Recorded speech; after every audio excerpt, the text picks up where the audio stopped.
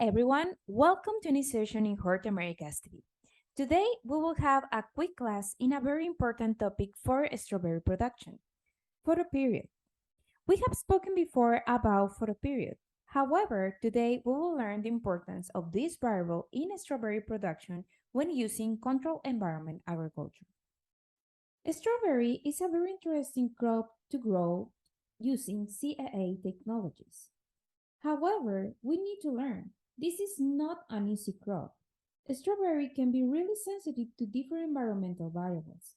And in order to optimize production in controlled environment agriculture, we really need to understand how this crop behaves in different environmental conditions. Some variables like light, temperature, and photoperiod can affect flowering initiation in most strawberry cultivars. Flower initiation can affect harvest time. Controlled environment agriculture gives us the opportunity to create conditions to optimize crop performance, including flowering initiation in a strawberry. If we learn how to provide treatments to trigger flowering in greenhouse and plant factories, we can control our production window. At least in the United States, there is a specific production window when off-season production of strawberry can be targeted. Greenhouse and plant factories allow us to create conditions to target specific production windows when it's better for us to harvest and sell our products. For example, in here, we can see the production window when we have most of the strawberry coming from different places, like for example, Mexico. In here, we have most of the production in the United States. So we call this space an off-season production of the strawberry that we can reach using greenhouse and plant factories. In addition, we know worldwide nowadays customers demand more local and fresh products. Another great opportunity for growers in greenhouse and plant factory systems.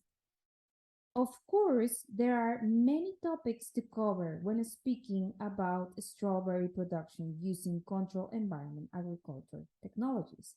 But at least for this class, we will focus on photoperiod. So first, let's define photoperiod. Photoperiod is the amount of hours that the plant receives. And strawberry cultivars can have a response to photoperiod. And we can classify cultivars based on this response. Plants are classified based on photoperiodic response in day neutral, short day, and long day. So let's start with the most simple one, day neutral. Day neutral are plants that doesn't have any response to photoperiod. These plants will flower regardless of the period of light, the hours of light that these plants are getting. Then we have long day and short day. So long day plants are plants that will flower under long day conditions.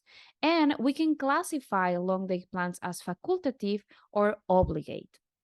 Facultative long day plants are plants that will flower in short day and long day conditions, but will flower earlier in long day conditions. An obligate response is when the plant will only flower under long day conditions. In short day, we have very similar situation, but totally different. Short day plants are plants that will flower in short days. Usually short days are less than 14 hours photoperiod.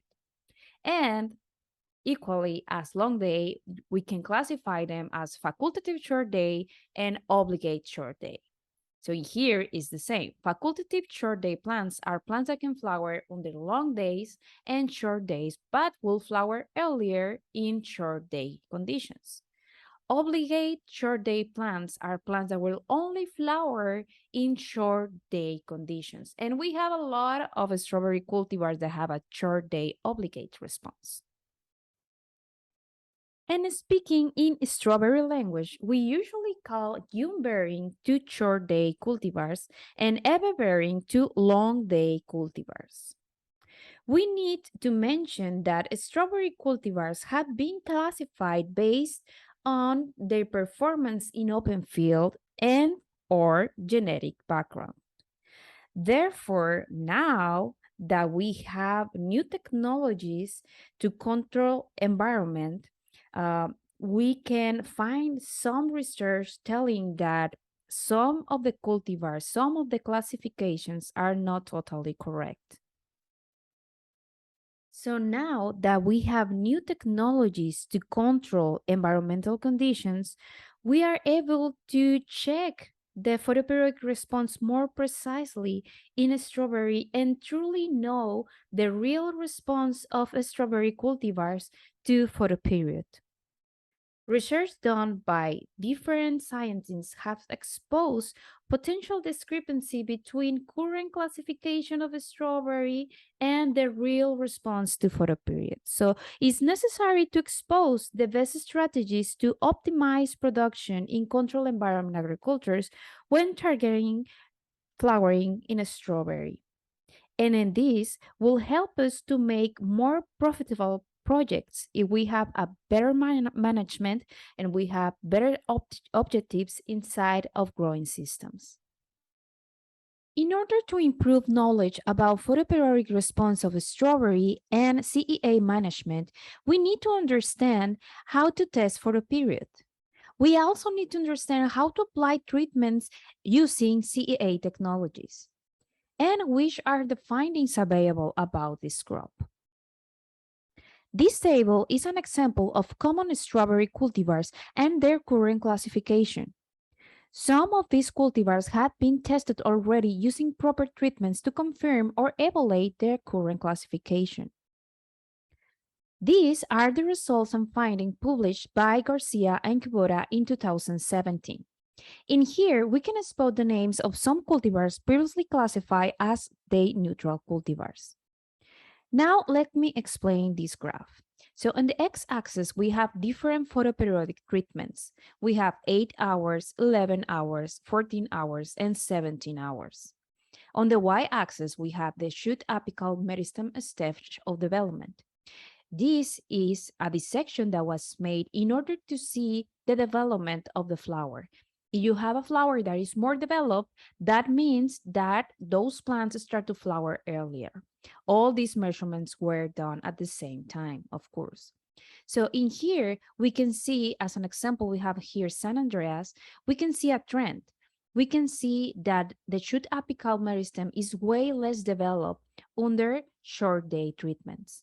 If I compare to long day treatments, we have a way more developed shoot apical meristem, meaning that this cultivar is flowering earlier under long day conditions, confirming a long day facultative response and not a day neutral response.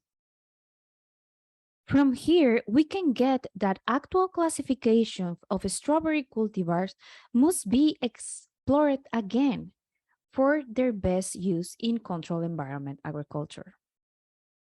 Growers must understand the best strategies to optimize production. But first, we need to expose the correct methods to test photoperiod and then teach growers how to apply these treatments based on this research. When testing photoperiod, we need to understand that light and temperature can affect photoperiodic response. Here, we have the protocols followed by Garcia and Kubota, where these variables were controlled to be sure that there was no difference between the treatments. In order to approach this, plants were exposed to natural light the same amount of time, and the rest of the treatment, the rest of the photoperiodic treatment was made inside of a grow chamber using very low light intensity. We know plants respond from very low light intensity to photoperiod. Therefore, just 2 micromoles of light intensity was used to promote photoperiodic response, creating different photoperiodic treatments. Also, temperature was controlled. The temperature inside of the grow chamber was adjusted to be sure the average daily temperature of all these treatments were around 17 degrees Celsius. This is how we need to test photoperiod. Growers must also understand then that photoperiodic treatments applied must also maintain similar environmental variables to the ones exposed from the research follow. Strawberry is a very interesting crop, and we still need to learn a lot.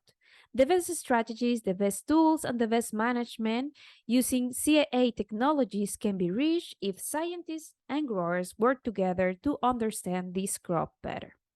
I hope you enjoyed this session. My name is Carla Garcia. I am Hort America's Technical Service. You can also find me on Instagram as Professor Grow. Remember to subscribe if you like this video and see you in the next one.